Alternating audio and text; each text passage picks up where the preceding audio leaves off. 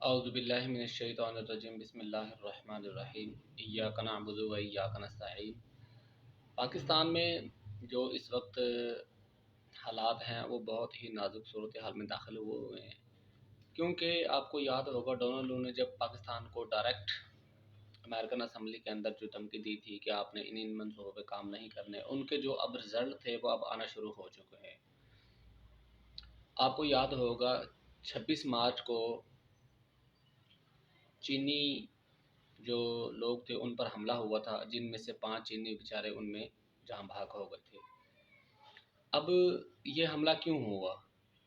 آپ کو یاد ہوگا اس حملے سے پہلے جب ڈونلڈ لو نے یہ کہا تھا کہ آپ ایران کے ساتھ کوئی گیس پر کام نہیں کریں گے، پھر امریکہ نے اس کے بعد دھمکی دی تھی کہ آپ سی پیک پر کوئی کام نہیں کریں گے، تو یہ اسی کا ہی ایک پہلو ہے۔ جب یہ اس سے پہلے جب یہ چینی لوگ داسو ڈیم پر کام کر رہے تھے تب ایک حملہ ہوا تھا، تو اس وقت چائنا نے پاکستانی گورنمنٹ کو یہ کہا تھا کہ آپ ان کو روکیں، اگر آپ ان کو کنٹرول نہیں کر سکتے تو نیکسٹ جو ہماری ٹیمز یہاں کام کر رہی ہیں وہ کام نہیں کریں گی۔ اور یہ ہر ایک ملک ایسا کرتا ہے۔ بالفرض کریں اگر پاکستانی کہیں جاتے ہیں، ان کو وہاں اگر سیکورٹی نہیں ملتی تو کوئی بھی ملک یہ چیز برداشت نہیں کرے گا۔ لہٰذا چائنا نے پاکستان کو یہ بار بار کرایا تھا کہ یہ جو حملے ہو رہے ہیں ان کو روکیں، تاکہ جو ہماری کمپنیز کام کر رہی ہیں وہ بلا تعطل کام کر سکیں اور تاکہ ان کو سیکورٹی میسر ہو۔ اس حملے کے بعد اور دوسرا جب امریکہ نے پاکستان کو یہ دھمکی دی تھی کہ آپ سی پیک پہ کام نہ کریں، تو جو دیا میر بھاشا ڈیم پر کام ہو رہا تھا اس حملے کے بعد اور امریکہ کی دھمکی کے بعد چائنیز نے وہاں سے کام کرنا روک دیا کہ ہم جو پاکستان کا سب سے بڑا ڈیم جو خان صاحب کے دور حکومت میں شروع ہوا تھا اس پر کام کرنا بند کر دیے۔ اب آلریڈی آپ کو پتہ ہے کہ جو ایک ڈیم کا ڈیوریشن ہوتا ہے وہ کم سے کم 10 سال 9 سال ڈیوریشن ہوتا ہے۔ اگر آپ اس کے اندر بھی گیپس لے کے آ جائیں گے، کام کو روکیں گے، تو وہ پروجیکٹ کہاں جائے گا؟ اور آپ یہ دیکھ لیں کہ پاکستان کا جو اس وقت وہ ڈیم ہے وہ پاکستان کی لائف لائن بنا ہوا ہے، اس پر کام روک دیا گیا ہے۔ اگر یہ پاکستان کے اتنے مخلص ہیں تو پھر اس پہ کام روکا کیوں گیا ہے؟ سوال تو میرا یہ ہے کہ اس ڈیم سے ہمیں کیا کیا کچھ حاصل ہونا تھا۔ اب اگر اس پہ کام نہیں روکیں گے تو یہ کم از کم 2026 تک کمپلیٹ ہو جانا چاہیے تھا۔ جتنا آپ اس پہ سلو ورکنگ یا اس کو روکیں گے تو اس کا ڈیوریشن بڑھتا جائے گا، اس پہ اخراجات بھی بڑھتے جائیں گے۔